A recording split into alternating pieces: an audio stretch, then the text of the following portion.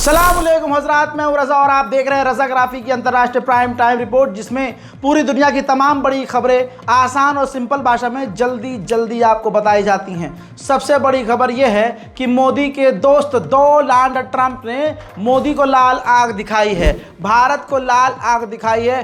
Trump के करीबी नेता ने अब भारत को ये भी कह दिया है कि आप जो रूस से हथियार खरीद रहे हैं वो हमें पसंद नहीं आ रहा है। हजरात, डोनाल्ड ट्रंप के एक अधिकारी ने मोदी को लाल आंख दिखाते हुए मोदी सरकार को कहा है कि जिस तरह से ऐतिहासिक तौर से भारत ने, मोदी सरकार ने रूस से हथियार खरीदे हैं, ये हमारे लिए अच्छी बात नहीं है।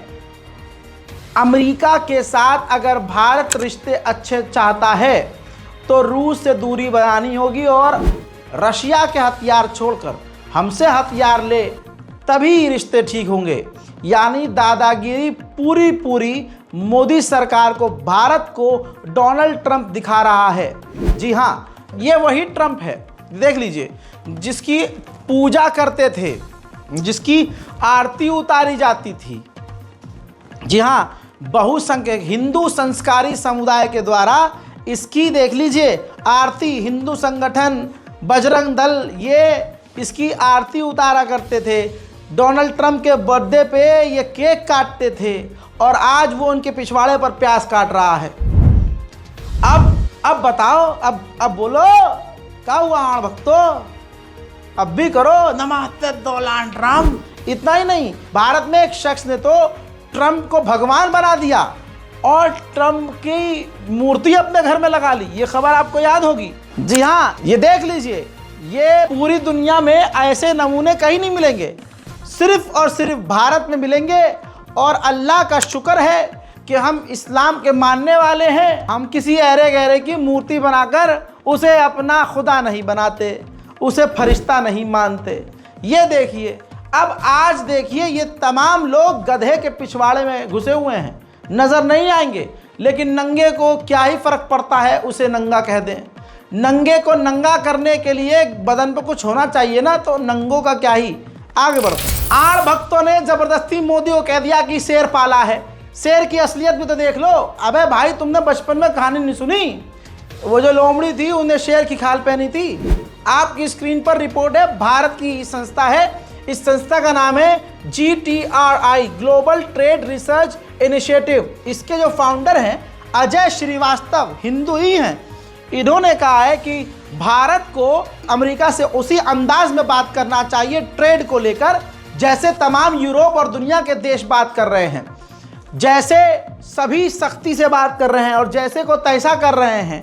भारत को इसी वक्त तमाम अमेरिका से बातचीत, नेगोशिएशन बंद कर देना चाहिए। तो दोस्तों, आप समझ सकते हैं कि भारत की बड़ी संस्थाएं और सरकारी जो संस्थाएं हैं वो भी ये कह रही हैं, और जो डायरेक्टर हिंदू है वो भी कह रहा है कि मोदी को उल्टा लाल आंख दिखाई जा रही है। और इस वक्त मोदी जी कुछ नहीं कर रहे हैं, भारत कुछ नहीं कर रहा है, बल्कि मैं कहूँ कि ये हमारे जुम्मे गिन रहे हैं कि भाई साल में इनके 52 जुम्मे, साल में इसके 55 जुम्मे, इनकी इतनी जुम्मेरात, इतने शनिचर आते हैं, इनकी इतनी जो है प्रोग्राम होते हैं, इनके मुसलमानों के। योगी, मोदी, अमित शाह तो ये कर रहे हैं। ये सच्चाई है। इस मोदी सरकार का हाल ये है कि रशिया ने ऐसे दोनों हाथ फैलाकर सब कुछ देने को राजी कर लिया है, अपने आप को राजी है वो कि भाई हम सब कुछ देने को तैयार हैं।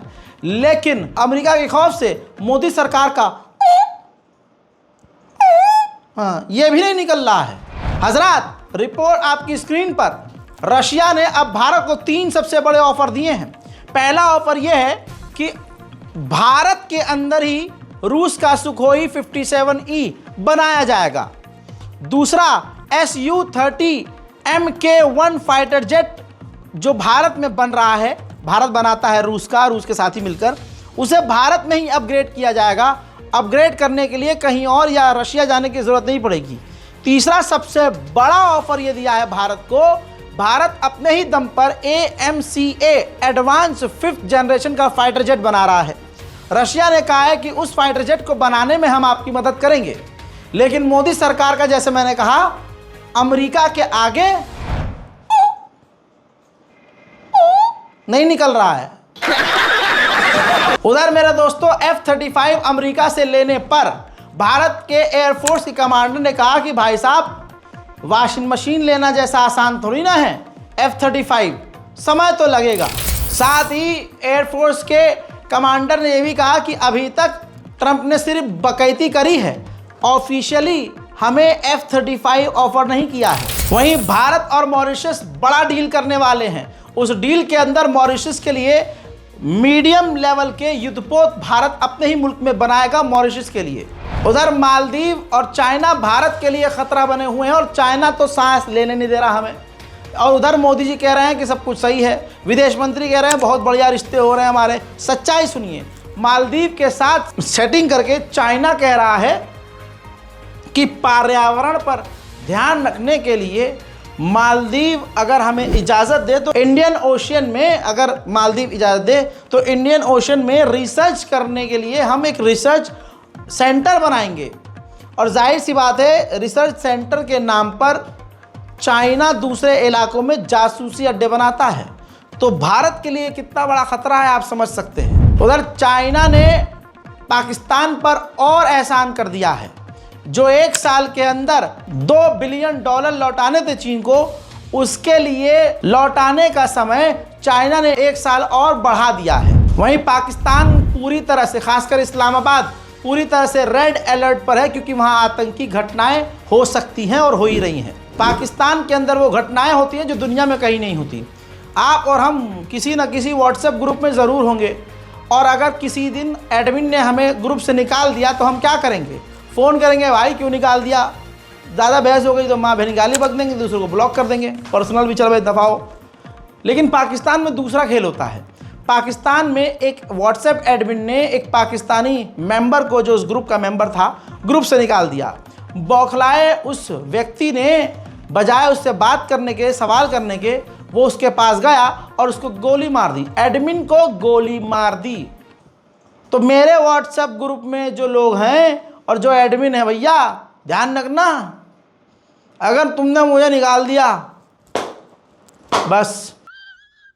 उधर अमेरिका ने नोटिस जारी किया है अपने तमाम यूएस के लोगों को कि इंडिया और पाकिस्तान के बॉर्डर के इलाकों में ना जाएं, क्योंकि खतरा वहां बहुत ज़्यादा है। उधर नेपाल की भी भाई सिट्टी पिट्टी गुम है। नेपाल के प्रधानमंत्री ने ऐलान किया है कि जब से डोनाल्ड ट्रंप ने मदद रोकी है, नेपाल की अर्थव्यवस्था चरमरा गई है और सरकार गिरने वाली है। उधर यूनुस बांग्लादेश के जो राष्ट्रपति हैं चीन के दौरे पर जाएंगे, तो खुलासा ये हुआ है कि BRI जो चीन का प्रोजेक्ट है उसके अंतर्गत वो डील करेंगे, जिसके बाद चाइना आधिकारिक तौर पर बांग्लादेश में घुसेगा डेवलपमेंट के नाम पर, और सीधा ये भारत के लिए बड़ा खतरा होगा। अमेरिका का एक स्टेट है मिजूरी, उसने कोर्ट में केस दायर किया है चीन के ऊपर और कहा है कि कोविड-19 जो कोरोना था वो चाइना की वजह से फैला है, लिहाजा $24 बिलियन मुआवजा चीन को देना होगा हमें। कनाडा ने एक वक्त चाइना पर पाबंदी लगाई थी अमेरिका के इशारे पर, गुलामी करते हुए।